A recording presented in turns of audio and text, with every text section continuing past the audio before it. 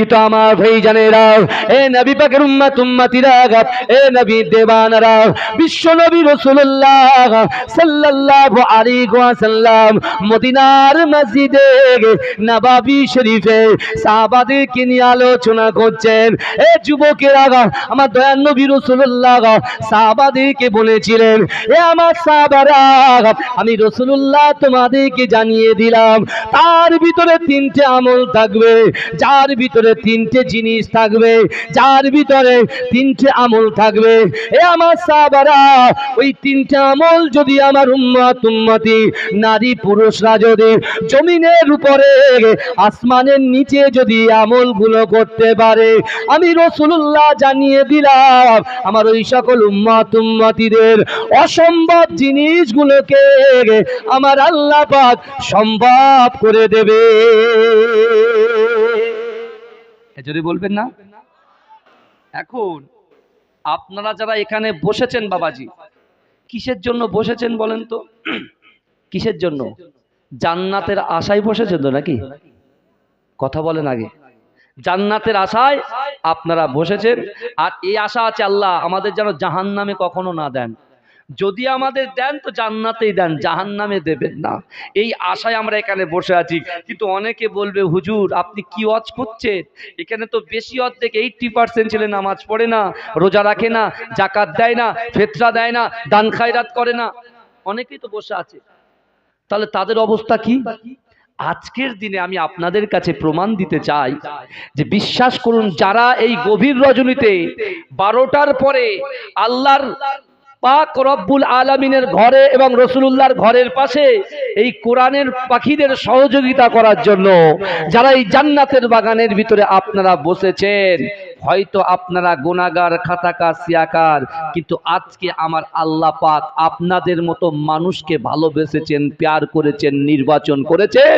তাই আল্লাহ চান না এই বান্দাগুলোকে আমি জাহান্নামে দেব, কারণ আল্লাহ খুশি করে মোহাব্বত করে আমাদের মতো গুনাহগারকে রাতের অন্ধকারে দিনের আলোতে প্রকাশ্যে অপ্রকাশ্যে জাহিরিতে বাতিরিতে আমরা যত গুনাহ করা সত্ত্বেও আল্লাহ পাক এই জান্নাতের বাগান পর্যন্ত আমাকে আপনাকে আমাদিগকে নির্বাচন করেছেন। জোরে বলুন।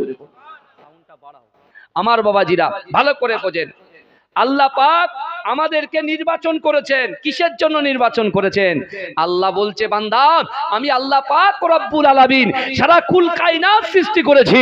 আমি আল্লাহ তোমাদেরকে দুটো করে চোখ দিয়েছি, দুটো করে হাত দিয়েছি, পা দিয়েছি, জবান দিয়েছি, ইজ্জত দিয়েছি, সম্মান দিয়েছি, যৌবন দিয়েছি, পিতামাতা দিয়েছি, স্ত্রী দিয়েছি, সন্তান দিয়েছি, পুত্র দিয়েছি। আমি আল্লাহ তোমাদেরকে ব্যবসা বাণিজ্য করার মতো ক্ষমতাও দিয়েছি। একটা বাড়ির সঙ্গে আরেকটা বাড়ি করার ক্ষমতা দিয়েছি। একটা ব্যবসার সঙ্গে আরেকটা ব্যবসাকে বড় করার ক্ষমতা আমি আল্লাহ পাক রব্বুল আলামিন দিয়েছি। কিন্তু ও বান্দা, আমি আল্লাহ পাক রব্বুল আলামিন তোমাদেরকে ভালোবেসে জান্নাতের বাগানের ভিতর পর্যন্ত পৌঁছে দিয়েছি। ও বান্দা, এবারে কি তোমরা তওবা করবে না? তোমরা কি তওবা করবে না? তোমাদের এই গুনাহগুলোকে মোচন করার জন্য আমি আল্লাহ যে প্ল্যাটফর্ম তৈরি করে দিয়েছি আজকের দিনে, এটাকে তোমরা একটু ভালো করে বুঝবে না? আচ্ছা আপনি বলেন তো, আমরা 1 সপ্তাহ 2 সপ্তাহ ধরে ভুকা এরকম মানুষ এই জায়গায় কেউ বসে আছি? বাপ ভালো করে বোঝেন, কেউ বসে আছি যে আমরা ভুকা অবস্থায় আছি 1 সপ্তাহ ধরে? কেউ এখানে একটা মানুষ বলতে পারবেন যে হুজুর আমরা না খেয়ে বাড়ির থেকে বার হই না? হ্যাঁ, এই পরিস্থিতি বর্তমান এই সময়ে। কিন্তু আপনি মদিনাবাসীর দিকে লক্ষ্য করুন, আমার দয়ার নবী মুস্তাফা জানে রহমাতের দিকে লক্ষ্য করুন। একদিন রাতের বেলা, বুখারী শরীফের হাদিসের মধ্যে এসেছে, একদিন রাতের বেলা অথবা দিনের বেলা এমন একটা টাইম যে টাইমে সাধারণত মানুষ ঘর থেকে বার হয় না, আল্লাহ রাসূল ক্ষুধার তাড়নায় নিজে ঘর থেকে বার হলেন। শুনছেন তো আপনারা? আল্লাহ রাসূল যখন বেরোলেন, রাসূলুল্লাহর বার হবার সঙ্গে সঙ্গে রাসূল দেখতে পাচ্ছেন হযরত আবু বকর সিদ্দিক রাদিয়াল্লাহু তাআলা আনহু বসে আছেন, আর তার পাশে আমিরুল মুমিনিন হযরত ওমর ফারুক রাদিয়াল্লাহু তাআলা আনহু, তিনিও রাসূলুল্লাহর সাহাবা আবু বকরের পাশে বসে আছেন। আল্লাহর রাসূল এসে বলছে, কি ব্যাপার, কি ব্যাপার আবু বকর, ওমর, তোমরা এই টাইমে? কি ব্যাপার তোমরা এই টাইমে? বলছি, ইয়া রাসূলুল্লাহ, ইয়া হাবিবাল্লাহ, হুজুর ক্ষুধার তাড়নায় আজকে আমরা বাইরে বেরিয়ে আসতে বাধ্য হয়েছি, কেন বাড়িতে কিছুটাই। আমার ভাইজানেরা, এ নবী পাকের উম্মতিরা, এ নবী দেবানারা, বিশ্ব নবী রাসূলুল্লাহ সাল্লাল্লাহু আলাইহি ওয়াসাল্লাম ওই দুইজন সাহাবার হাতটা ধরলেন। এ যুবকেরা, আমার দয়ার নবী তার সাহাবাদেরকে কত মহব্বত করে, আমার দয়ার নবী সাহাবাদেরকে কত ভালোবাসে। এ যুবকেরা, এ নবী পাকের উম্মতিরা, বিশ্ব নবী রাসূলুল্লাহ আবু বকরের হাতটা ধরলেন। হযরত ওমর ফারুক রাদিয়াল্লাহু তাআলা আনহুর হাতটা ধরে আমার দয়ার নবী রাসূলুল্লাহ তাদের হাত দুখানা ধরে সামনের দিকে এগিয়ে যায়। এগিয়ে যেতে যেতে আল্লাহ রাসূল সাল্লাল্লাহু আলাইহি ওয়াসাল্লামের তার একজন আনসারী সাহাবার বাড়িতে পৌঁছে যায়। কিন্তু না না না, আনসারী সাহাবাটা কিছু কাজের জন্য তিনি বাড়িতে ছিলেন না, বাড়ির বাইরে গিয়েছিলেন। কিন্তু না না না, তার একজন স্ত্রী সে বাইরে পর্দা থেকে দেখতে পায় আল্লাহ রাসূল সহ আল্লাহ রাসূলের দুইজন জান্নাতি সাহাবা তাদের বাড়ির চৌকাঠে হাজির হয়ে গেছে। জোরে বলুন। আল্লাহর রাসূলের আনসারী সাহাবা বাড়িতে নাই, কিন্তু তার স্ত্রী দেখছেন, পর্দার ভিতর থেকে দেখতে পাচ্ছেন স্বয়ং বিশ্বনবী মুস্তাফা এবং হযরত আবু বকর, হযরতে উমর হুজুর রাসূলুল্লাহর সাথে আছেন। জোরে বলুন। আমার ভাইজানেরা, ওই সময় ওই নারীটা আল্লাহ রাসূলের আনসারী সাহাবার স্ত্রী হঠাৎ করে চিল্লে চিল্লে তিনি মনে মনে চিল্লে চিল্লে বলেন, না না না, ওগো রব্বুল আলামিন, আপনি আমার খুশনসিব করে দিয়েছেন, আপনি আমাদের বাড়িতে উন্নয়নের জোয়ার এনে দিয়েছেন। আল্লাহ পাক রব্বুল আলামিন, আমি শুকরিয়া জ্ঞাপন করি, কারণ হলো আজকে এমন তিনজনকে মেহমানদারির জন্য আপনি আমার বাড়িতে পাঠিয়েছেন। এই রব্বি আল্লাহ, তারা হলো জান্নাতি। এজন্য বলুন, আচ্ছা তারা কি কোনোদিন ভেবেছিলেন যে এরকম একটা টাইমে বিশ্বনবী রাসূলুল্লাহ দুইজন সাহাবাকে নিয়ে তার বাড়িতে হাজির হবেন? কথা বলেন না। কারণ তাদের ভিতরে নিয়ত ছিল, তাদের ভিতরে ইচ্ছা ছিল, তাদের ভিতরে আশা ছিল, তাদের ভিতরে আকাঙ্ক্ষা ছিল যে আমরা রাসূলুল্লাহকে একটা দিন বাড়িতে দাওয়াত করে এনে খাওয়াবো। কিন্তু রাসূল সাল্লাল্লাহু আলাইহি ওয়াসাল্লাম দুইজন সাহাবা যখন এমন করছেন, দুইজন সাহাবা যখন এমন করে ক্ষুধার তাড়নায় বাইরে বসে আছেন, রাসূল সহ্য করতে না পেরে মুহাজির সাহাবার কাছে গেলেন না, আনসারী সাহাবাদের কাছে গেলেন। কারণ কি বলেন তো, আনসারী সাহাবারা তারা তো মদিনারই বাসিন্দা, এই কথা ঠিক না ভুল? আর যারা মক্কা থেকে ছেড়ে মদিনায় এসেছে তারা মুহাজির সাহাবা, তারা কি দেবে? তাদের বিবি বাচ্চা সন্তান সন্ততি ব্যবসা বাণিজ্য সব কিছু রেখে রাসূলুল্লাহর সাথে এসেছে। আর ওরা তো এখানে প্রতিষ্ঠিত করেছেন, এখানে তো অনেক ব্যবসাদার মানুষরা আছেন, ভাইরা আছেন। আপনারা দিতে পারবেন যতটা, বাইরের লোক ততটা দিতে পারবে না। বিশ্ব নবী রাসূল সাল্লাল্লাহু আলাইহি ওয়াসাল্লামের ওই আনসারী সাহাবার স্ত্রী তিনি মনে মনে চিন্তা করছেন, মাশাআল্লাহ, আমার স্বামী বাড়ি আসলে আমি বাজার করতে পাঠাবো আর রাসূলুল্লাহকে কিছু খাওয়া দাওয়ার ব্যবস্থা করে দেবো, কারণ আমরা হব মেজবান আর রাসূল হবেন মেহমান। যদি বলেন, এই জোরে বলবেন না? এই মেরাজের রজনীতে আমার আল্লাহ ছিলেন মেজবান আর রাসূল ছিলেন মেহমান। জোরে বলুন না সুবহানাল্লাহ। ভালো করে বুঝতে হবে বাবাজি, কারণ আল্লাহর কোরআন বলছে, বান্দা বিসমিল্লাহির রহমানির রহিম, আহাসিবান নাস ওয়া ইউতরাকু আইয়াকুলু আমান্না ওয়া হুম লা ইফতানুন। আল্লাহ বলছে, ও বান্দা, তোমরা যারা ঈমান এনেছো, তোমরা কি মনে করো আমি আল্লাহ তোমাদেরকে ছেড়ে দেব? ওয়া হুম লা ইফতানুন, আমি আল্লাহ কি তোমাদের পরীক্ষা করব না? তাই তো নাকি? কোরআনে আছে তো নাকি? আহাসিবান নাস ওয়া ইউতরাকু আইয়াকুলু আমান্না ওয়া হুম লা ইফতানুন। আল্লাহ বলছে, বান্দা তোমরা যারা ঈমান এনেছো, আমাদের কাছে অর্থ আছে, পয়সা আছে, আমাদের ইজ্জত আছে, সম্মান আছে, বাপ আছে, মা আছে, ভাই আছে, বোন আছে, শ্বশুর আছে, শাশুড়ি আছে, ভালো করে বুঝবেন। এখন কথাগুলো আল্লাহ বলছে, তোমরা যারা ঈমান এনেছো, তোমরা কি মনে করো আমি আল্লাহ তোমাদেরকে ছেড়ে দেব? অহুম লা ইফতানুন, আমি আল্লাহ কি তোমাদের পরীক্ষা করব না? আমি আল্লাহ কি তোমাদেরকে পরীক্ষা করব না? অর্থ দিয়ে, সম্পদ দিয়ে, ইজ্জত দিয়ে, সম্মান দিয়ে, বাচ্চা দিয়ে, পিতামাতা দিয়ে, সন্তান দিয়ে আল্লাহ পরীক্ষা করে নেবে, কথা ঠিক না ভুল? এখন এই পরীক্ষায় যারা উত্তীর্ণ হবে, আল্লাহ যে পরীক্ষা নেবে সেই পরীক্ষায় যারা উত্তীর্ণ হবে তারা যাবে জান্নাতি, তারা জান্নাতি। আর যারা ফেল করবে, উত্তীর্ণ হবে না, তারা কোথায় যাবে? জাহান্নামে যাবে, তারা জাহান্নামী। এখন বিশ্বনবী মুস্তাফা সাল্লাল্লাহু আলাইহি ওয়াসাল্লাম বুখারী শরীফের হাদিসের ভিতরে হযরত আবু হুরায়রা রাদিয়াল্লাহু তাআলা আনহু রাসূলুল্লাহ থেকে শুনে বর্ণনা করে বলছেন যে রাসূল সাল্লাল্লাহু আলাইহি ওয়াসাল্লামের যখন ওই আনসারী সাহাবার বাড়িতে রাসূলুল্লাহ গেলেন, যাওয়ার পরে কিছুক্ষণ পর দেখতে পাওয়া যায় আনসারী সাহাবা আবার বাড়ি ফিরে চলে এসেছে। জোরে বলুন, বাড়ি ফিরে চলে এসেছে। আল্লাহর রসুলকে দেখে সে আল্লাহর প্রশংসায় ভরিয়ে দিয়ে বলছে আলহামদুলিল্লাহ, আল্লাহ আমার রসুল আজকে আমরা মেজবান, আর আমার রসুলুল্লাহর জান্নাতি সাহাবা সহ রসুল আমার মেহমান। আল্লাহ আজকে আমি রসুলুল্লাহকে তৃপ্তি ভরে মেহমানদারি করব। জোরে বলুন, এই জোরে বলবেন না?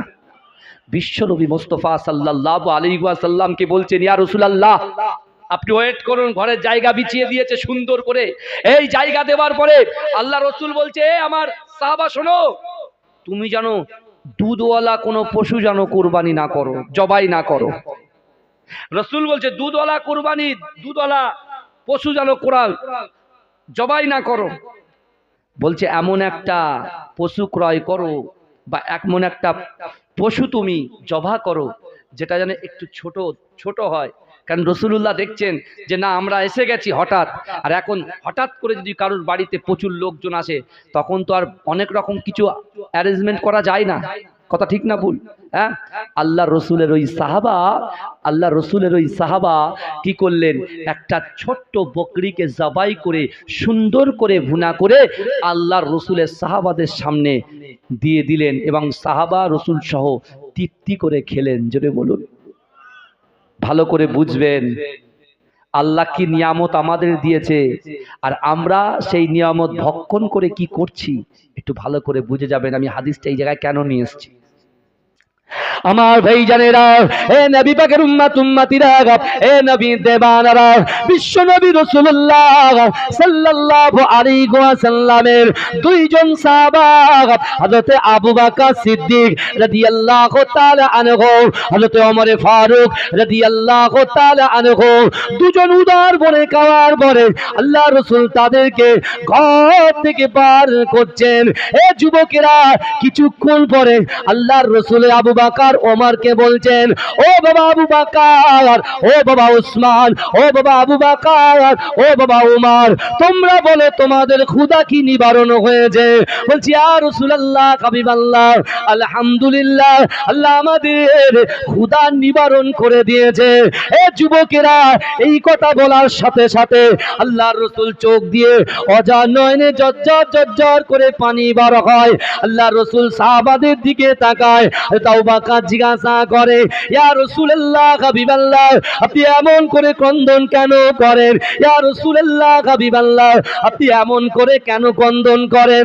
এ যুবকেরা, ওই সময় বিশ্ব নবী, হায়াতুন নবী, নূর নবী জনাবে মুহাম্মদুর রাসূলুল্লাহ সাল্লাল্লাহু আলাইহি ওয়াসাল্লাম আবু বকর উমরকে লক্ষ্য করে বলেছিলেন, ও বাবা আবু বকর উমর, শোনো শোনো, আমার আল্লাহ পাক বান্দার রুজি দেয়, বান্দার অর্থ দেয়, বান্দার সম্পত্তি দেয়, কিন্তু না না না, তোমরা যখন ক্ষুধার্ত ছিলে তখন তোমরা একটা জায়গায় বসেছিলে, এখন তোমরা ক্ষুধার্তটা তোমাদের থেকে চলে গিয়ে তৃপ্তি ভরে তোমরা যে খানা খেয়েছো, কাল কিয়ামতের মাঠেতে, কাল হাসরের মাঠেতে আল্লাহর কাছে তোমাদের এই খাবারের হিসাবগুলো পাই টু পাই দিতে হবে। এ যুবকেরা, তাহলে চিন্তা করুন, দুনিয়ার জমিনে আল্লাহ আপনার ব্যবসায় বৃদ্ধি করছে, দুনিয়ার জমিনে আল্লাহ আপনার মনের আশা পূরণ করছে, দুনিয়ার জমিনে সকালবেলা আল্লাহ আপনাকে রুজি দিচ্ছে, রাত্রে রুজি দিচ্ছে, তিন বেলা উদার ভরে খাওয়া আমার আল্লাহ পাক রব্বুল আলামিন আমার রাসূলুল্লাহ রসিলায় এই নলমুড়ি গ্রামবাসী মা বোনেদের ভাইদের ঘরে ঘরে পৌঁছে দিচ্ছে। কিন্তু এ যুবকেরা, একটা বারের জন্য চিন্তা করো, আল্লাহ রাসূল সাহাবাদেরকে বললেন, ও আমার সাহাবারা, আল্লাহ আল্লাহ কিন্তু প্রত্যেকটা জিনিসের চুলচিরা হিসাব তোমাদের কাছ থেকে নেবে। তাই আমি বলতে চাই, আল্লাহ পাকের নবীর যে সকল সাহাবাগুলো দুনিয়ার জমিনের উপরে জান্নাতের সার্টিফিকেট পেয়েছে, তাদের যদি আল্লাহ হিসাব নেয়, এ যুবকেরা আমাদেরকে কেমন হিসাব দিতে হবে একটু ভালো করে চিন্তা করে দেখেন। তাই তো আমি আপনাদেরকে বলি যে আল্লাহ অর্থ দিয়েছে, যে আল্লাহ সম্পদ দিয়েছে, ওই সম্পদগুলোকে কাজে লাগানোর চেষ্টা করেন। আল্লাহ যে যৌবনটা দিয়েছে, ওই যৌবনটা কাজে লাগানোর চেষ্টা করেন। আল্লাহ যে রূপটা দিয়েছে, এই রূপটাকে কাজে লাগানোর জন্য চেষ্টা করেন।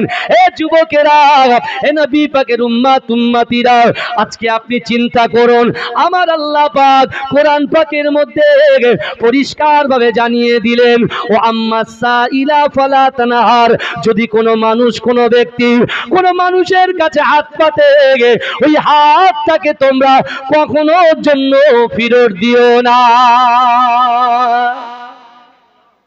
যদি বলবেন, চিৎকার দিয়ে বলা যাবে?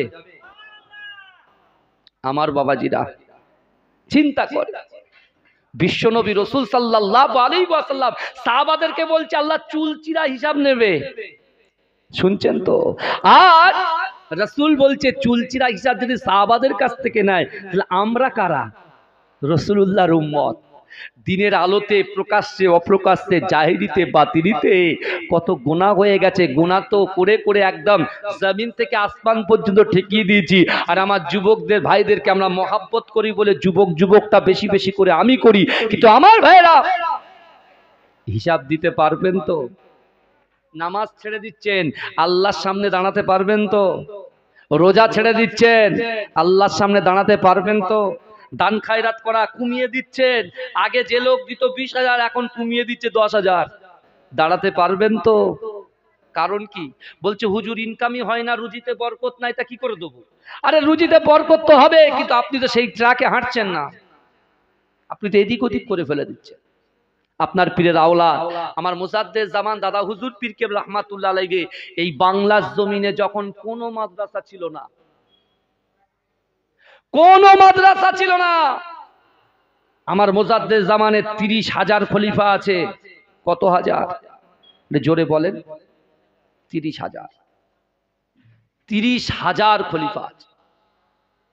এই 30,000 খলিফার মধ্যে ভিতর থেকে মুজাদ্দেদ জামান দাদা হুজুর পীর কেবলা সব থেকে কাছাকাছি 10 থেকে 15 জন বেশি কাছাকাছি থাকতেন। তার ভিতরে তৃতীয় নম্বর খলিফা হচ্ছেন মাঝরাইট পীর সাহেব হুজুর মাহমুদ বক্ত বক্তিয়ারি রাহমাতুল্লাহ আলাইহির আব্বা জান হযরতে আহমদ আলী হামিদ শাহ জালালি রাহমাতুল্লাহ আলাইহি। মাশাআল্লাহ, আমার একজন ভাই থাকতে পারলেন না, এই মাদ্রাসার মহাব্বতে 500 টাকা দিয়েছে। আল্লাহ দানকে কবুল করুন, আল্লাহ ভাইয়ের মনের আশাকে পূরণ করুন।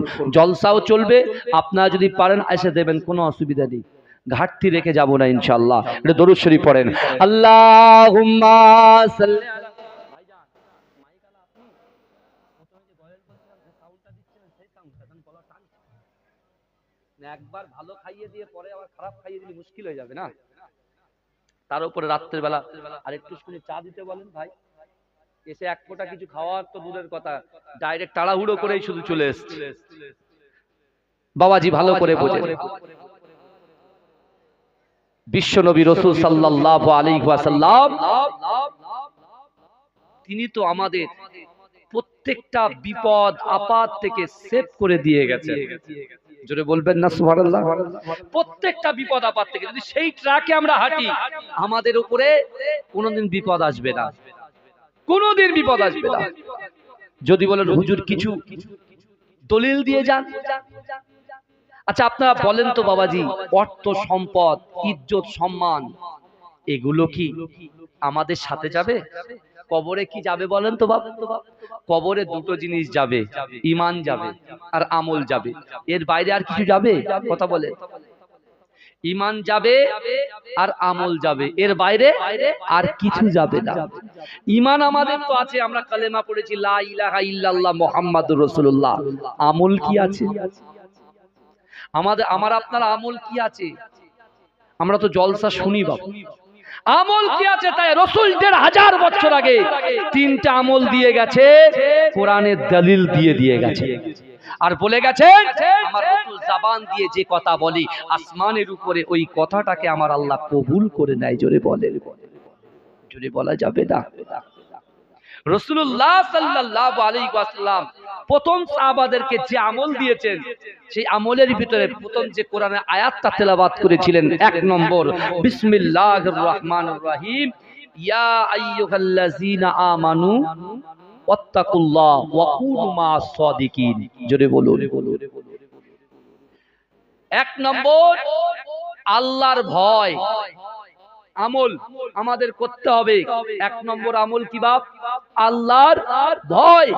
২ রাসূল বলেছেন বিসমিল্লাহির রহমানির রহিম, কুল ইন কুনতুম তুহিব্বুনাল্লাহা ফাত্তাবিউনি ইউহিব্বুকুমুল্লাহ।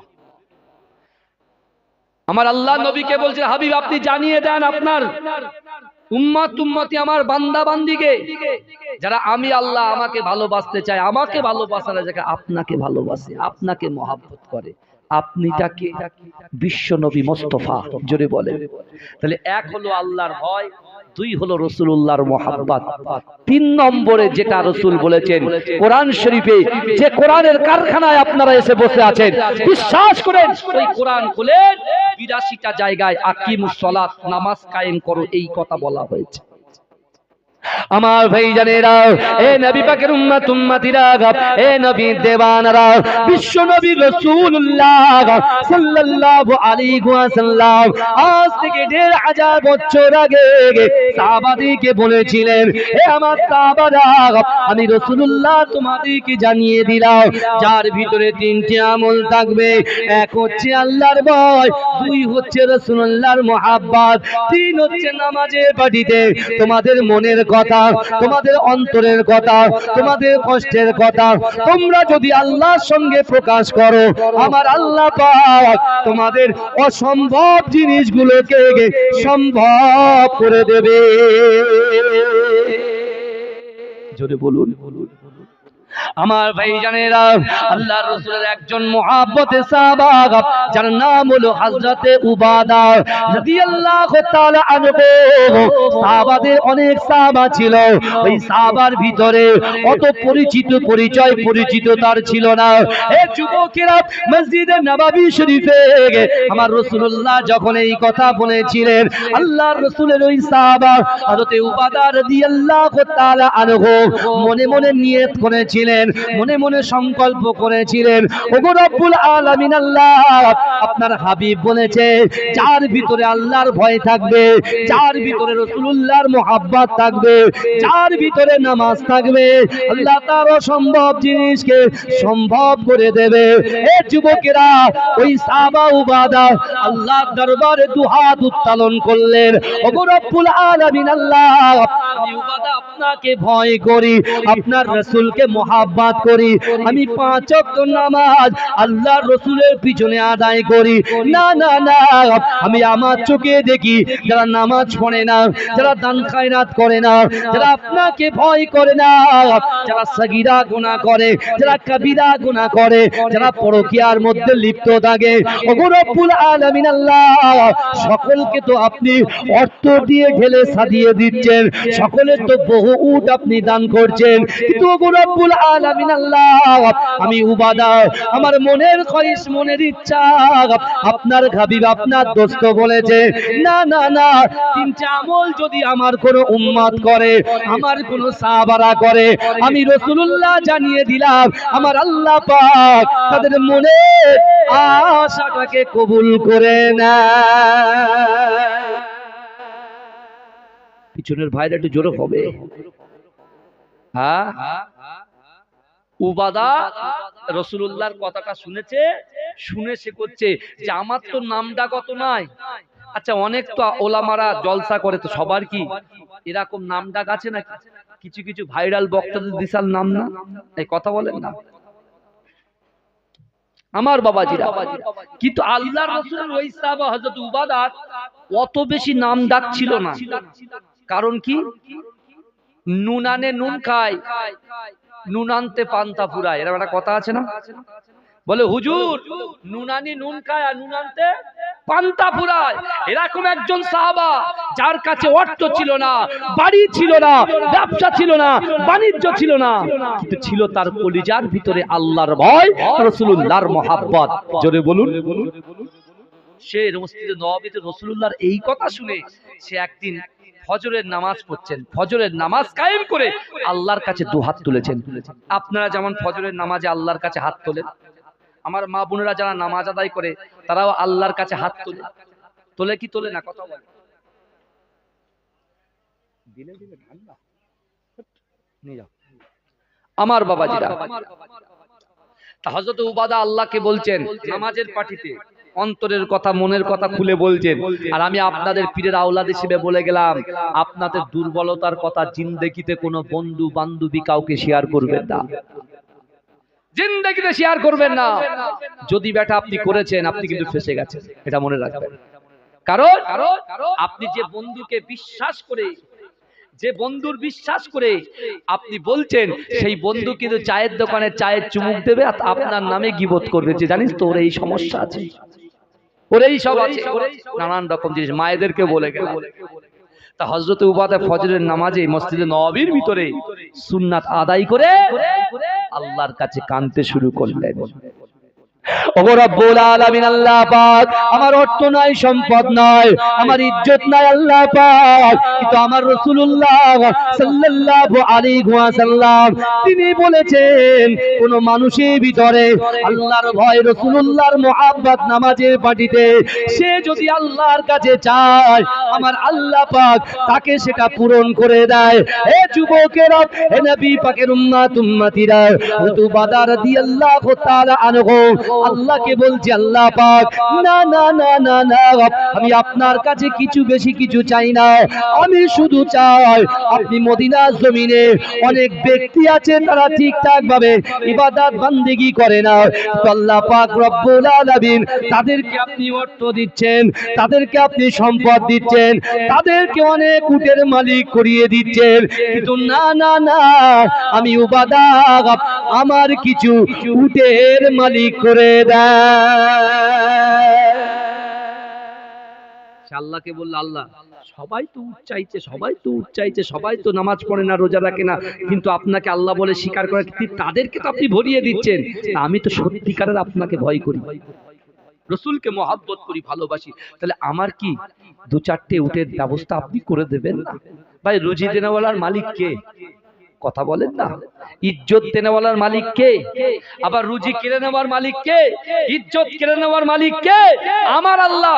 আমার আল্লাহ বান্দাকে বলছে, বান্দা তোমরা কি জানো আমি আল্লাহ তোমাদেরকে কতটা ভালোবাসি? আল্লাহ বলছে, বান্দা ওহুয়া মাকুম আইনা মা কুনতুম, আল্লাহ বলছে বান্দা তোমরা যেখানে আমি আল্লাহ সেখানে। জোরে বলেন, জোরে বললেন না। আবার কোরআনে আয়াতে আছে, কোরআনের আয়াতের ভিতরে আল্লাহ বলছে, বান্দা তোরা যখন ডান দিকে তাকাস, তোমরা যখন ডান দিকে তাকাও, ওই ডান দিকে আমি আল্লাহ আছি। আল্লাহ বলছে, বান্দা তোমরা যখন বাঁ দিকে তাকাও, ওই বাঁ দিকেও আমি আল্লাহ আছি। আল্লাহ বলছে, বান্দা তোমরা যখন সামনে তাকাও, সামনেও আমি আল্লাহ আছি। বান্দা তোমরা যখন পিছনে তাকাও, পিছনেও আমি আল্লাহ আছি। জোরে বলেন, জোরে বলুন না। ফাআইনামা তুআল্লু ফাসাম্মা ওয়াজহুল্লাহ। এই বুঝতে পেরেছেন? এই যে কোরআনের আয়াতটা, আল্লাহ বলছে ডান দিক বাঁ দিক সামনে পিছনে যেখানেই তাকাও সেখানে আমি আল্লাহ আছি। জোরে বলেন। তাহলে আমাদের সাথে তো আল্লাহ আছে, এর থেকে বড় সুবিধা আর কি আছে আমাদের? কিন্তু আমার ভাইজানেরা, হে নবী পাকের উম্মতিরা, হে নবী দিবানা, আমার আপনার নবী দয়ার নবী জনাবে মুহাম্মদুর রাসূলুল্লাহ সাল্লাল্লাহু আলাইহি ওয়াসাল্লামকে আমার আল্লাহ পাক এত মুহাব্বত করেছিলেন, এত ভালোবেসেছিলেন, এত প্যার করেছিলেন। আমার দয়ার নবী রাসূলুল্লাহ জবান থেকে যে কথা বলে, আসমানের উপরে আমার আল্লাহ পাক ওই কথাটাকে কবুল করে নেয়। আল্লাহ রাসূলের এই কথা শুনে আল্লাহ রাসূলের গরীব সাহাবা, আল্লাহ রাসূলের মুহাব্বতে সাহাবা, হযরতে উবাদা রাদিয়াল্লাহু তাআলা আনহু আল্লাহর কাছে দোয়া চেয়েছিলেন। কিন্তু এই যুবকেরা, এই নবী পাকের উম্মতিরা কিছুদিন যাবার পরে ওই উবাদাকে আল্লাহ পাক 4টে উটের মালিক বানিয়ে দিয়েছিলেন। জোরে বলে, জিন্দেগিতে আমার আপনার দ্বারাই একটা ছাতা কেনা অসম্ভব, সেই পয়সা তাদের ছিল না, সেই অর্থ ছিল না। আর সেই উবাদার আল্লাহ পাক রব্বুল আলামিন 3টে আমলের মাধ্যম দিয়ে, যার রুজি রোজগার কিছু ছিল না, তাকে আল্লাহ কটা উটের মালিক করলেন? এই কথা বলেন, কটা? 4টে। আল্লাহ বলছেন বান্দা অহুম লা ইফতানুন। বিশ্বনবী মসজিদে নববী শরীফের পাশে হুজরা মোবারকে রাসূল গেলেন, আর রাসূলুল্লাহর সামনে টল দিচ্ছেন, অর্থাৎ একবার ওই ঘর থেকে এই ঘর, একবার নবী মসজিদে নববী থেকে রাসূলুল্লাহর হুজরা মোবারক, আর রাসূলুল্লাহর হুজরা মোবারক থেকে রাসূলুল্লাহর মসজিদে নববী পর্যন্ত। হযরত ওমর হুজুর তরোয়ালটা নিয়ে পাক দিচ্ছেন, বুঝতে পারছেন না? সিভিক ভলেন্টিয়াররা এই নলমুড়ের এখানে একটা সিগন্যাল আছে না বাবাজি, বলেন না, ওরা ডিউটি পালন করে। তো আল্লাহর রসুলের সাহাবারা আল্লাহ রসুলকে এত মহব্বত করতেন, কারণ মক্কা থেকে খবর আসছে যে ওরা অ্যাটাক করবে মদিনায়, আল্লাহ রসুলকে নাস্তানাবুদ করবে। আর আমার আল্লাহ মুচকে মুচকে হাসছে, আর আবু জেহেলকে বলছে তোরা যতই দারুন নাদওয়াতে বসে আমার রাসূলুল্লাহর মারার প্ল্যান করিস না কেন, আমি আল্লাহ বলছি আবু জেহেল তুই জমিনের উপরে আসমানের নিচে আমার রসুলকে মারার প্ল্যান করিস, আর আমি আল্লাহ রাসূলুল্লাহর বাঁচানোর জন্য আসমানে প্ল্যান করি। জোরে বলে, যে আল্লাহ আমাদের হাত পা দিয়েছে, আর আমরাই কি করছি? আমরা নিজেরা আবার পাক খাইয়ে দিয়ে বলছি হাম ये मेरा कमाल है, ये तुम्हारा कमाल नहीं है, ये मेरा कमाल है। अल्लाह बोलছে বান্দা ये तेरा कमाल नहीं है, तेरा रब का कमाल है। জোরে বলুন না সুবহানাল্লাহ, এই জোরে বলবেন না সুবহানাল্লাহ। কিন্তু আমার ভাইরা, এই উবাদা 4টে উটের মালিক হলেন বাবুজি। 4টে উটের মালিক হওয়ার পর হযরত ওমর হুজুর যখন একবার সামনে যাচ্ছে, একবার পিছনে যাচ্ছে, টল দিচ্ছে, হঠাৎ করে একজন ইহুদি বয়স্ক লোক, সে একটা দুর্বল উট নিয়েছে, দুর্বল উট, ঘোড়া উট যেটাকে বলা হয়, আর নিজেও বয়স হয়ে গেছে। ওই উট নিয়ে রাসূলুল্লাহর দরবারে হেঁটে হেঁটে এসে চিল্লাচ্ছে, আমার রাসূলুল্লাহর নাম ধরে ধরে ডাকছে। আচ্ছা আপনারা বলেন তো, কেউ যদি আমার সামনে আমার পাশে এসে যদি বলে মোহাম্মদ মোহাম্মদ, আপনার গুস্সা রাগ হবে কি হবে না? কথা বলে। যার ভিতরে ঈমান আছে তার কলিজা কিন্তু আগুন ধরে যাবে। আবার ওই ছেলেটা যদি আবার বলে হযরত মুহাম্মদ মুস্তাফা নবী পাক সাল্লাল্লাহু আলাইহি ওয়াসাল্লাম, তখন ইচ্ছা হবে ভাই তুই এক কাপ চা খা। মনে হবে কি হবে না? আগে বলেন। হ্যাঁ, এখন কিছু কিছু লোক বলছে নবী সাহেব, এই বুঝতে পারছেন না? আল্লাহ কিছু টাকা দিয়েছে, অর্থ দিয়েছে, তারা এসে বলছে নবী সাহেব, আমাদের নবী সাহেব বলেছে। নবী সাহেব নাই, সাহেব মানে সাহেব মানে কি? আমি জানি ওখানে আমাকে দাওয়াত করে নিয়ে গেছে, যদি কিছু বলি হয়তো আমার স্টেজ থেকে নামিয়ে দেবে। আরে কুছ পারওয়া নেই, কুছ পারওয়া নেই। আল্লাহ সব কিছু দেখেন। আল্লাহ বলছে বান্দা ইন্না রাব্বাকা লাবিল মিরসাদ, নিশ্চয় আমি আল্লাহ বান্দার দিকে দেখি। ও বান্দা তুমি যে ঘরের ভিতরে অভিনয় করো, ঘরের বাইরে অভিনয় করো, লোক দেখানো করো কি আল্লাহকে খুশি করার জন্য করো, আমি আল্লাহ অ্যাডভান্স সব কিছু জানি। জোরে বলেন। এই নুকানের কি আছে? কথা বলেন না, নুকানোর কিছু আছে নাকি? একটু কথা বলবেন ভাই। কিন্তু আমার বাবাজিরা, বিশ্ব নবীর দরবারে ওই ইহুদি এসে আমার নবী পাকের রাসূল পাকের নাম ধরে ধরে ডাকছেন। ওমর হুজুর আর সহ্য হলো না, উনি দৌড়ে এসে তরোয়ালটা বার করেছে, কল্লাটা আলাদা করবে, আর হঠাৎ করে রাসূল বাইরে এসে বলছেন ওমর তুমি খামোশ হয়ে যাও, ইন্নাল্লাহা মা'আস সাবিরিন, তুমি সবর করো, ধৈর্য ধরো, আল্লাহ আমাদের সাথে আছে। জোরে বলেন। এই জোরে বলা যাবে না। এবং ওমর হুজুরের সামনে ওই ইহুদি ব্যক্তিটা বলছে মুহাম্মদ শোনো, আমি তোমার কাছে কোরআন শিখতে আসি, আমি তোমার কাছে দিন শিখতে আসিনি, আমি তোমার পাশে বসে কোরআন শুনতে আসিনি, আমি তোমার হাতে হাত দিয়ে কলেমা পড়ে মুসলমান হতে আসিনি। কিন্তু হ্যাঁ, আমার ইয়াকিন, আমার বিশ্বাস, আমার মনের ভিতরে সেই চেতনা আছে যে মুহাম্মাদের দরবার থেকে কেউ খালি হাতে ফেরে না। জোরে বলে, আমরা এমন একটা দরবারে বসে আছি বাবাজি, একদিকে আল্লাহর ঘর, একদিকে নবীর ঘর, আর একদিকে রাসূল যে জায়গাটা মনোনীত করেছেন সেটা হলো জান্নাতের বাগান। আর সেই জান্নাতের বাগানের মতোই আমাদের মতো গুনাহগার খাতাকারকে আল্লাহ বসিয়ে রেখেছে। যুবক সমাজ, এই মাটিটাও কিন্তু তোমার পক্ষে কাল কিয়ামতের মাঠে সাক্ষ্য দেবে। জোরে বলে আমার ভাইজানেরা, এ নবী পাকের উম্মত উম্মতিরা, এ নবীর দেবানারা, কাল কিয়ামতের মাঠেতে আমার আল্লাহ পাক রব্বুল আলামিন জাহান্নামী মানুষকে ডাকবে, এ আমার জাহান্নামী মানুষেরা তোরা সামনে দাঁড়িয়ে থাক। এ যুবকেরা, আল্লাহ পাক জাহান্নামী ফেরেশতাকে ডাকবে, এ আমার জাহান্নামী ফেরেশতা, যাও যাও যাও এই বান্দাটাকে, এই বান্দিটাকে টেনে টেনে টেনে টেনে জাহান্নামে নিক্ষেপ করে দাও। এ যুবকেরা মায়েরা বোনেরা, আজকে নলমুড়ি গ্রামের আমার যুবকেরা মায়েরা যে জান্নাতের বাগানে বসে আছে, যে মাটির বুকের উপরে বসে আছেন, ওই মাটির জবান খুলে যাবে, আল্লাহর সাথে কথা বলবে। ওগো রব্বুল আলামিন আল্লাহ, না না না, আপনার এই বান্দাটাকে, আপনার এই বান্দিটাকে আপনি জাহান্নামে দেবেন না। আল্লাহ বলবে মাটি কেন?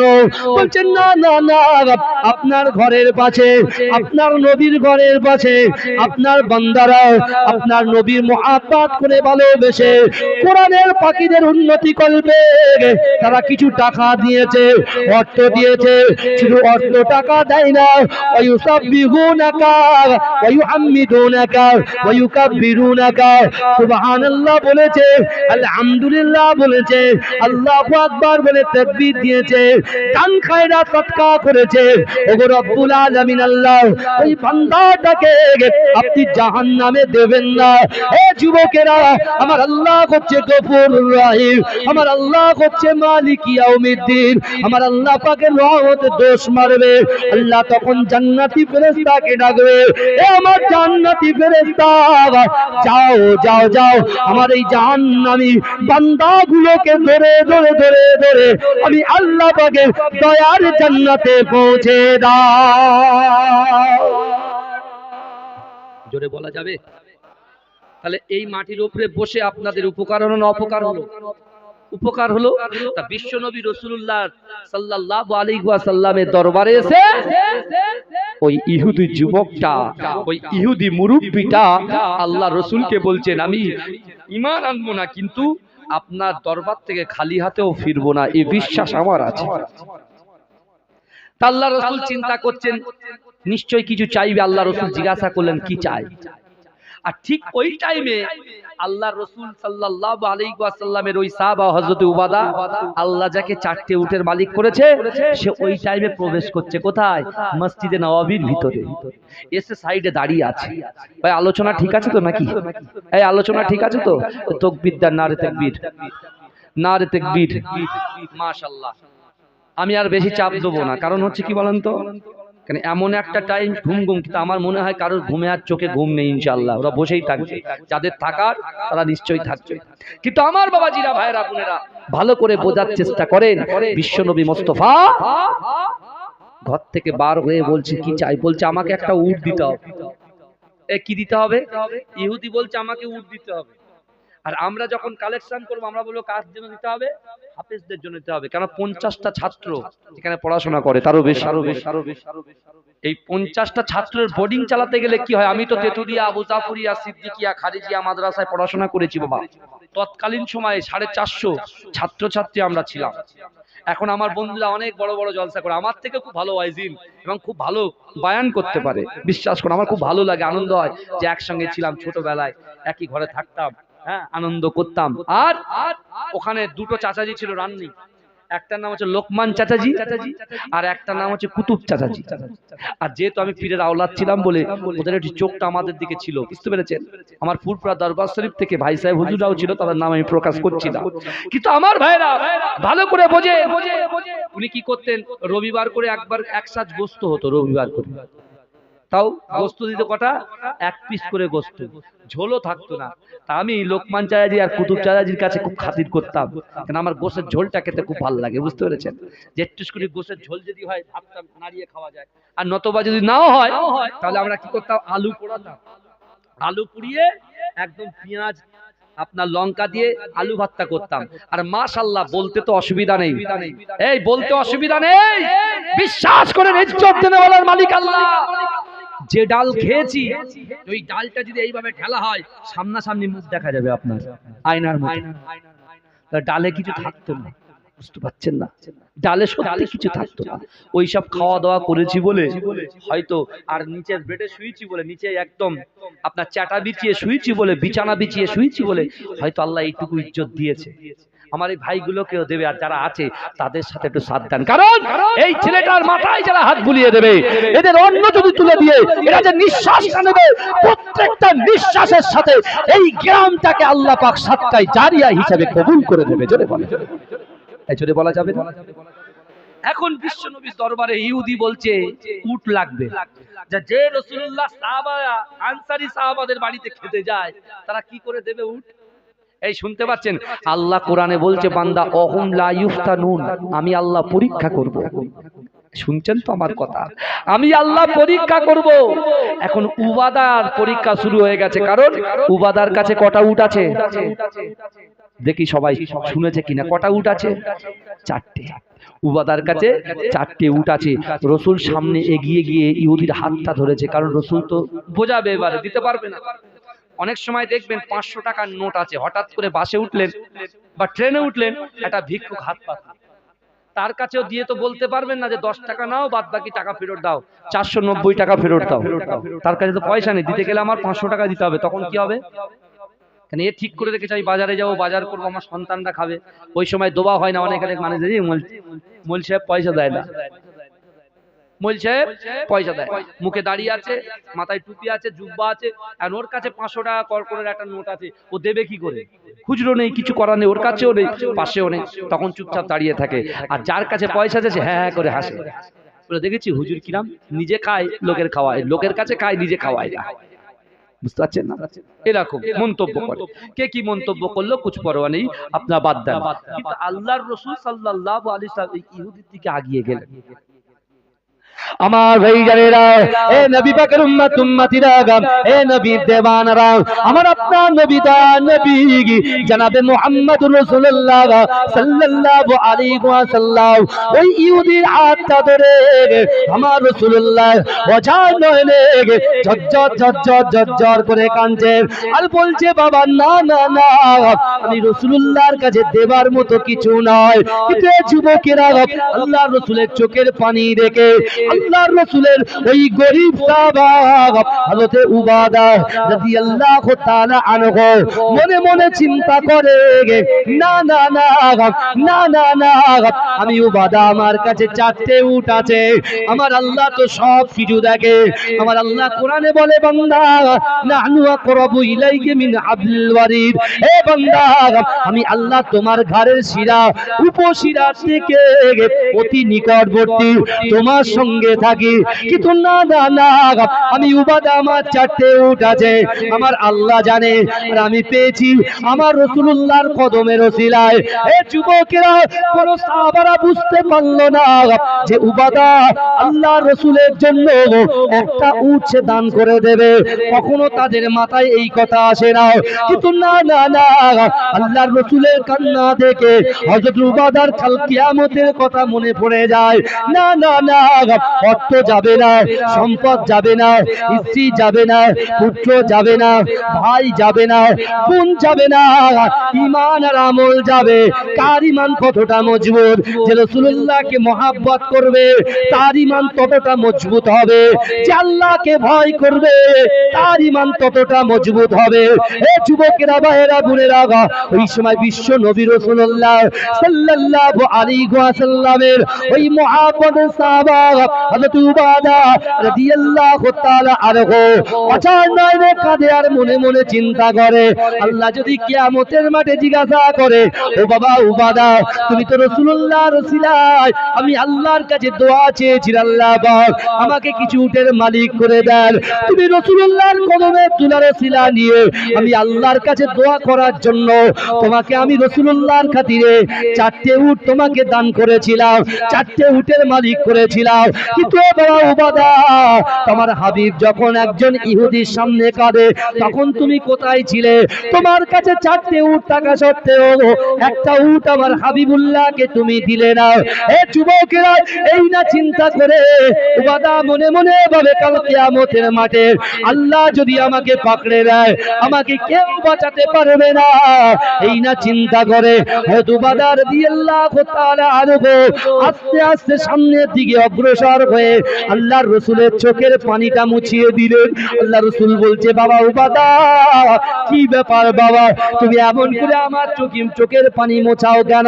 এ যুবকেরা, এ নবী পাকের উম্মতিরা, এ নবী দেওয়ানরা, এই সময় উবাদা বলছি, ইয়া রাসূলুল্লাহ, ইয়া হাবিবাল্লাহ, হুজুর আপনার চোখের পানি আমি উবাদা সহ্য করতে পারি না। ইয়া রাসূলুল্লাহ, হাবিবাল্লাহ, না না না, আপনার ওসিলায় আপনি যে মসজিদে নববী শরীফে বলেছিলেন যে 3টে আমল করবে সে যা চাইবে তাই পাবে, আমি ওই 3টে আমল করে নামাজের পাটিতে আল্লাহর কাছে আপনার ওসিলায় আমি উটের জন্য বলেছিলাম, আল্লাহ পাক আপনার ওসিলায় আমার 4টে উটের মালিক করেছে। ওই 4টে উটের মধ্যে থেকে একটা উটকে আপনার মহব্বতে, আপনার ভালোবাসায়, আপনার মহব্বতে, আপনার ভালোবাসায় আমি উবাদা এই ইহুদিকে একটা উট দান করে দিলাম। এজন্য বলবেন না, চিৎকার দিয়ে বলা গেল না সুবহানাল্লাহ? বলছি ইয়া রাসূলুল্লাহ, আমি আপনার মহব্বতে একটা উটকে দান করে দিলাম। আমার দয়ার নবী রাসূলুল্লাহ উম্মতের কান্ডারি, আমার নলমুলের মায়েরা, বোনেরা, ভাইরা, যুবকেরা, একটা বারের জন্য তুমি চিন্তা করো, রাসূলুল্লাহর মুহাব্বত ছাড়া তুমি জান্নাতে যেতে পারবে না। আল্লাহর রাসূল যদি শাফাত না করে আমাদের কারুর ক্ষমতা নাই জান্নাতে যাবার। কিন্তু এই যুবকেরা আল্লাহর রাসূল উবাদাকে জড়িয়ে ধরলেন। আল্লাহর রাসূল উবাদাকে জড়িয়ে ধরে বলছে, ও বাবা উবাদা, তুমি যে একটা উট এই ইহুদিকে দান করে দিলে বাবা, আমি রাসূলুল্লাহকে আল্লাহ পাক এই মাত্র চোখে দেখালো তোমার জন্য ওই ইহুদিকে একটা উট দেওয়ার জন্য। আল্লাহ পাক 8টা জান্নাতের ভিতরে সব চাইতে বড় জান্নাত জান্নাতুল ফেরদাউসটা তোমার জন্য খুলে দিয়েছে। জোরে বলা যাবে? আডি জোরে হবে না? সুবহানাল্লাহ, নারে তাকবীর, নারে তাকবীর। এই চিন্তা করে কি ছিল আমার আল্লাহ কি না পারে। 1 সেকেন্ড আগে, এই শুনছেন, 1 সেকেন্ড আগে যে ছিল জাহান্নামী, 1 সেকেন্ড আগে যে ছিল জাহান্নামী, আর 1 সেকেন্ড পরে সে হয়ে গেল জান্নাতি। জোরে বলে, এই জোরে বলবেন না আমার ভাইরা। নিয়ত, উবাদা একটা উট দিয়েছে, কার মহব্বতে দিয়েছে? রাসূলুল্লাহর মহব্বতে দিয়েছে। আর রাসূলুল্লাহর মহব্বতে দেওয়ার সাথে সাথে আল্লাহ কি করলেন? তার জন্য জান্নাতকে খুলে দিলেন। জোরে বলেন, জোরে বলা গেল না? মা ফাতেমাতুজ জোহরা রাদিয়াল্লাহু তাআলা আনহা বাড়িতে খাবার নাই, নিজের অন্যখানা স্বামীর হাতে তুলে দিয়ে বলছে আপনি বিক্রি করেন। এই জান্নাত রানী নবী নন্দিনী মা ফাতেমাতুজ জোহরা, যিনি নারীদের সরদারিনী হয়ে থাকবেন, তানার অন্য একজন লোক ক্রয় করবে, এটা আল্লাহ সহ্য করতে পারে? যে ফাতেমার সংকল্প ছিল, রাসূলুল্লাহ যখন ফাতেমার কাছে গিয়েছেন কোরআন পড়েছেন, কোরআন পড়ার পরে রাসূলুল্লাহ দোয়া চেয়েছেন, ফাতেমা শুনছেন যে রাসূল উম্মত উম্মত বলে কাঁদছেন। রাসূল নামাজ পড়ছেন, নামাজের পাটিতে মা ফাতেমাতুজ জোহরা রাদিয়াল্লাহু তাআলা আনহা রাসূলুল্লাহর পাশে গিয়েছেন, সেখানেও রাসূল নামাজের পরে উম্মত উম্মত বলে কাঁদছেন। রসুল আমার জান্নাতুল বাকিতে গিয়ে কবর জিয়ারত করছে, ফাতেমা পিছন পিছন গিয়েছে, সেখানে গিয়ে দেখছে আল্লাহ রসুল উম্মত উম্মত বলে কাঁদছেন। বাপ যখন নামাজ পড়ে সন্তান কিন্তু পাশে এসে নামাজ পড়ে, কথা ঠিক না? কথা বলে না। অনেকে আসবে বাড়িতে, মেহমান আসলে আল্লাহ খুশি হয়, রাসূলুল্লাহ সুন্নাত জিন্দা হয়। অনেকে মেহমান আসলে দাঁত ছিটকায়, গুরুত্ব দেয় না, পাত্তা দেয় না। স্ত্রী বকাবকি করে, ঘরের ভিতরে দরজা বন্ধ করে দিয়ে স্বামীকে এত ঠাসা ঠাসে বাধ্য এসে কি করে, হোটেল থেকে খাবার কিনে এনে অন্য বন্ধুর বাড়ি গিয়ে ব্যবস্থা করে খানার। সে তো বলতে পারে না কেন? ইসলাম তো এই শিক্ষা দিইনি আমাদের, এই শিক্ষা তো ইসলাম দিইনি বাবাজি। আমার রাসূলুল্লাহর সাহাবাদের বাড়িতে খাবার না হলেও যদি একটা রুটি থাকতো আর সেই রুটিটা যদি 4 জন লোক আসতো, 4টে ভাগ করে মেহমানকে আগে দিত। জোরে বলুন না সুবহানাল্লাহ। আল্লাহ বরকত দিত। অনেক ঘটনা আছে, এখন ঘটনা বলার সুযোগ নেই। কিন্তু আমার বাবাজিরা, মা ফাতেমাতুজ জোহরা রাদিয়াল্লাহু তাআলা আনহা, তিনি যখন ওন্না দিলেন, আল্লাহ জিবরাইলকে দিয়ে ওন্নাটাকে কিনে নিলেন। জোরে বলেন, 6 দিরহামে কিনলেন। কয় দিরহামে? 6 দিরহামে মা ফাতেমার ওন্নাটা জিবরাইলকে দিয়ে আল্লাহ কিনে নিলেন। এই শুনছেন আপনারা? আর 6 টাকা নিয়ে আলী হুজুর যাচ্ছেন বাজার করতে সন্তানের মুখে অন্ন তুলে দেওয়ার জন্য। আল্লাহ কোরআনে বলছেন, ও আম্মা সাইলা ফালা তানহার। আল্লাহ পরীক্ষা করছেন, অহুম লা ইফতানুন, সাহাবার পরীক্ষা হচ্ছে। যে রাসূল বলেছেন আনা মাদিনাতুল ইলম ওয়া আলিউম বাবুহা, অর্থাৎ আমি হলাম জ্ঞানের শহর, আর ওই শহরের দরজা হচ্ছে আমার আলী। জোরে বলবেন না? সেই আলী হুজুরের পরীক্ষা করছেন আল্লাহ। কি পরীক্ষা করছেন? 6 দিরহাম নিয়ে যখন দোকানে যাচ্ছেন, হাটটা আল্লাহর একজন ফেরেশতাকে আল্লাহ পাঠিয়ে দিয়েছেন যে যা ফকির হিসেবে তার কাছে কি করে দেখি। পুরো 6 টাকায় দিয়ে দিল। কিন্তু আলী হুজুরের একটা বিশ্বাস ছিল যে আমি যদি 6 দিই আল্লাহ আমাকে 60 দেবে। জোরে বলুন, জোরে বলবে না? আমি যদি 1 দিই আল্লাহ আমাকে 10 দেবে। জোরে বলুন না সুবহানাল্লাহ। তা আলী হুজুর কি দিয়ে দিলেন। দিয়ে দেওয়ার পরে চিন্তা করছেন বাড়ি যাব কি হবে। এবার আপনি চিন্তা করেন বাড়ি গেলে কি হবে। দাঁতে কি চোখে খিটখিট করবে, বাজে কথা বলবে, কুরুচিকর মন্তব্য করবে। কিন্তু ফাতেমাতুজ জোহরাকে তো আল্লাহর রাসূল শিক্ষা দিয়ে তো মনটা নরম করে রেখেছে। জোরে বলুন না সুবহানাল্লাহ। কিচ্ছু বলবে না, চুপ করে থাকবে। হ্যাঁ, তিনি মনে মনে চিন্তা করছেন, আর এটাই বিশ্বাস মনের ভিতরে একটা ইয়াকিন। কি ইয়াকিন আছে? কি বিশ্বাস আছে যে না, আমি 6 দিয়েছি মানে আমি 60 পাবোই পাবো। এই নিয়ে দেখুন, হঠাৎ দেখছেন রাস্তা দিয়ে একটা সুন্দর উট, জিন্দেগিতে ওরকম উট দেখিনি, আর জিন্দেগিতে ওই রকম লম্বা সুন্দর চেহারার মানুষ কখনো দেখিনি। হঠাৎ করে আলী হুজুরের সামনে এসে বলছেন, উটটা কিনবেন আপনি? উটটা কিনবেন আপনি? আলী হুজুর বলছে, আমার কাছে পয়সা নাই, অর্থ নাই, আমি কি করে কিনবো? আমার কাছে যাচ্ছে না, সব তো দিয়ে দিয়েছি আল্লাহর রাস্তায়, ফি সাবিলিল্লাহ করে দিয়েছি। বলছে কেন? আপনি কর্জ নিয়ে নিন, ধারে নিয়ে নিন। বলে কত? বলছে আপনি 100 দিরহাম দেন। আমি দিরহামটা বাদ দিয়ে টাকা করে দিচ্ছি, টাকা 100 টাকা দেন। বলে ঠিক আছে। 100 টাকায় উটটা কিনলেন। কিনে উটের রশিটা ধরে বাজারে নিয়ে যাচ্ছেন বিক্রি করার জন্য। গরুর হাট আছে তো এখানে, হ্যাঁ, হাটে নিয়ে গেছে। নিয়ে গিয়ে এরকম লোক জিন্দেগিতে দেখিনি, যে মদিনাবাসী এরকম চেহারা, এত লম্বা হাইট জীবনে দেখিনি। সে এসে বলছে, আপনি কি উটটা বিক্রি করবেন? বলছে হ্যাঁ করব। বলে কত? বলে আপনি বলেন। বলে যান, আমি 160 টাকায় কিনে নিলাম। জোরে বলেন, জোরে বলুন না সুবহানাল্লাহ। সুবহানাল্লাহ জোর করে বলবেন কিন্তু। এই তারপরে কি হলো? হুজুর উটটাকে বিক্রি করলেন 160 দিরহামে। আসছেন, ব্যাক করেছেন, ওই ব্যক্তির সঙ্গে সাক্ষাৎ। ওই ব্যক্তির সঙ্গে সাক্ষাৎ।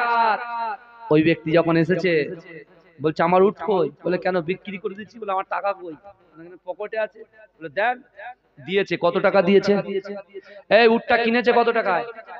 160 টাকায়। আর যে কার্জ 100 টাকায় কিনেছিল তাকে কত ফেরত দিয়েছে? 100 টাকা। থাকে কত? 60। দিয়েছিল কত 6, আল্লাহ 60 পূরণ করে দিয়েছে। জোরে বলুন, এই জোরে বলেন না সুবহানাল্লাহ।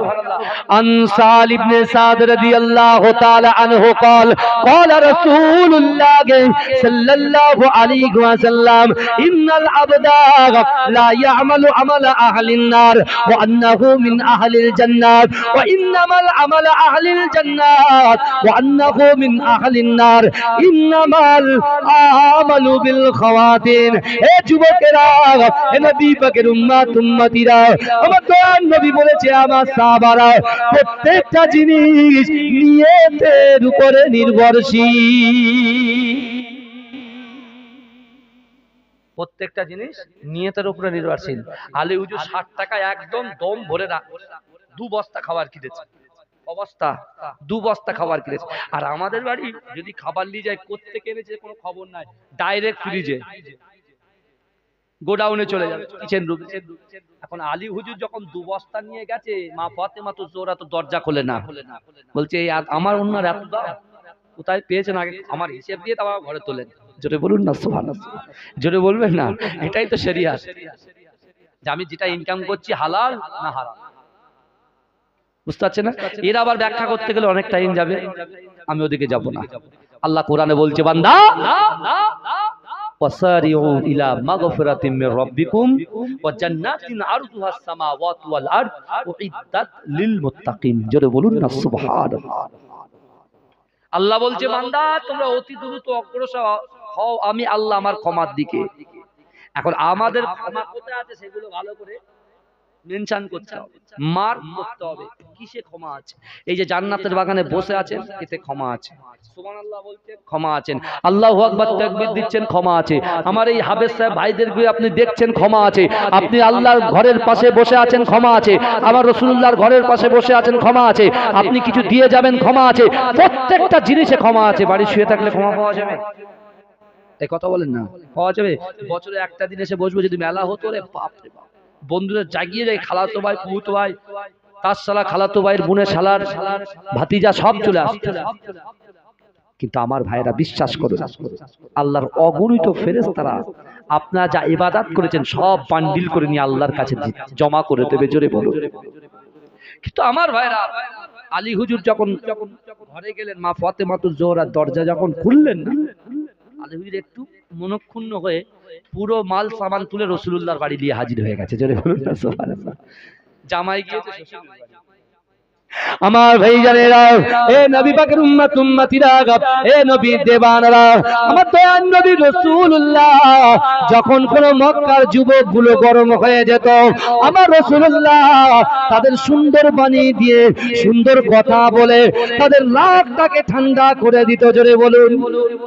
আমার রাসূল যখন মক্কা থেকে মদিনায় আসলো, মক্কার যুবকগুলো আবু জেহেলের বাড়িতে গিয়ে বলে, আবু জেহেল না না না, তুই তো বড় কাফের, তুই আমার রাসূলুল্লাহকে তাড়িয়েছিস, সেই রাসূলকে পুনরায় নিয়ে আসার ব্যবস্থা কর, নাহলে তোর একদিন কি আমাদের একদিন। জোরে বলুন।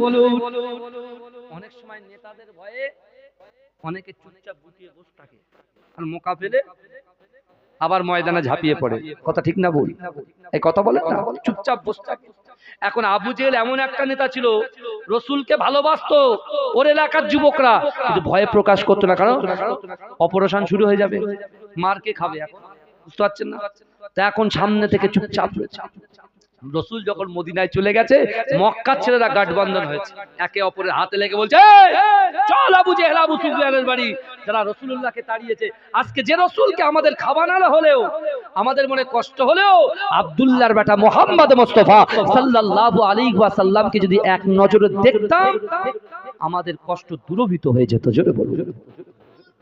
সেই রাসূলুল্লাহর কাছে গিয়েছে কে? হযরত আলী হুজুর। রাসূল কি করেছে? নিজে একটা ওই ব্যাগ নিয়েছে। রাসূল ব্যাগ নিয়েছে বলে আলী হুজুর রাসূলের কাছে জোরে জোর করে করে নিচ্ছে। রাসূল বলছে, না না, আমি একটা নিই, তুমি একটা নাও, আমি একটা নিই, তুমি একটা নাও। রাসূল কাঁধে করে নিয়ে এসেছে। এদিকে ফাতেমাতুজ জোহরা অনুশোচনায় চোখ দিয়ে টপ টপ করে পানি পড়ছে, দরজা খুলে রেখেছে। জোরে বলুন না সুবহানাল্লাহ। আমার রাসূল সাল্লাল্লাহু আলাইহি ওয়াসাল্লাম মা ফাতেমাতুজ জোহরা রাদিয়াল্লাহু তাআলা আনহাকে সব কিছু খুলে বললেন, মা না না না, ও মা ফাতেমা তুমি কি জানো মা, আমার আল্লাহ পাক সব কিছু জিবরাইলের মাধ্যম দিয়ে আমি রাসূলুল্লাহকে জানিয়ে দিয়েছে মা। ও মা তুমি কি জানো, তোমার উন্নতা দুনিয়ার কোনো মানুষ ক্রয় করে নাই, তোমার উন্নতা আমার আল্লাহর ফেরেশতা জিবরাইলকে দিয়ে আমার আল্লাহ খরিদ করে নিয়েছে। ও মা তুমি কি জানো, ও মা তুমি কি জানো, আল্লাহ পরীক্ষা করেছে আলীকে। আল্লাহ প্রথমত যে উটটাকে, ও আলী তুমি কি জানো, যে উট বিক্রি করেছে উনিও আল্লাহ পাকের একজন ফেরেশতা, যে উটটাকে তোমার কাছ থেকে কিনেছে তিনিও আল্লাহ পাকের একজন ফেরেশতা। না না না, ও আলী তুমি যে কোরআনের আয়াতের মর্যাদা দিয়েছো বলে আমার আল্লাহ পাক তোমাকে জান্নাতি বলে ঘোষণা করেছে। কারণ তুমি টাকা দিয়েছো, তোমার কাছে টাকা অল্প টাকা সত্ত্বেও আমার ভাইরা আপনাদের কাছে অনুরোধ করব, এই মাদ্রাসার জন্য এই যুবকগুলো বিশ্বাস করে আপনাদের গ্রামের এই মাদ্রাসার যুবকগুলো যখন আপনাদের গ্রামের কবরের পাশ দিয়ে যায়, ওই কবরে আমার বাপ শুয়ে আছে, মা শুয়ে আছে, দাদা দাদি নানা নানি শ্বশুরি কুল শাশুড়ি কুলে যারা শুয়ে আছে, বিশ্বাস করো এরা যখন তেলাওয়াত করে, এরা যখন হেঁটে হেঁটে যায়, আল্লাহ কাপের ফেরেশতারা তাদের ডানাগুলো এদের পায়ের নিচে বিছিয়ে দেয়। বলে আচ্ছা, যেখানে ফেরেশতা অবতীর্ণ হয় সেখানে আর আযাব হয়? আল্লাহ কবরের আযাবকে ঠান্ডা করে দেয়। এই কোরআনের পাখির জন্য কে আছো? পাক পাঞ্জাতন, পাক পাঞ্জাতন আহলে বায়েত কারা আমরা শুনেছি। এই আমার পর্দাদা হিফজুল কোরআনের প্রতিষ্ঠাতা ছিল, হিফজুল কোরআন। আপনার হেডিং দেখেন না, হিফজুল কোরআন, কোরআন সম্মেলন। এই হিফজুল কোরআন কথাটা আমার পর্দাদা আহমদ আলী হামিদ জালালী রাহমাতুল্লাহ আলাইহি প্রতিষ্ঠিত করেছিলেন মুজাদ্দেদ জামান দাদা হুজুর পীর কেবলার দোয়ায়। জোরে বলুন, এই জোরে বলবেন না? তিনি বলেছেন চির সুখী তবে হবে একমত হও সবে, মনে বুকে পরশ হবে লা ইলাহা ইল্লাল্লাহ মুহাম্মাদুর রাসূলুল্লাহ। জোরে বলুন না সুবহানাল্লাহ। পাক পাঞ্জাতন কারা? বিশ্বনবী রাসূলুল্লাহ, মা ফাতেমাতুজ জোহরা, ইমামে হাসান, ইমামে হুসাইন, শেরে খোদা আলী, এই পাঁচজনকে বলা হয় পাক পাঞ্জাতন। জোরে বলুন, এই জোরে বলবে না? আর আজকে এমনই একটা দিন, মুজাদ্দেদ জামান দাদা হুজুর পীর সুফি ফাতি আলী ওয়াইসি হুজুর পীরকে ওফাত দিবস উপলক্ষে আজকে একটা বিশাল প্রোগ্রাম হয়েছে। কথা ঠিক না? এই কথা বলেন না, বিশাল প্রোগ্রাম হয়েছে না?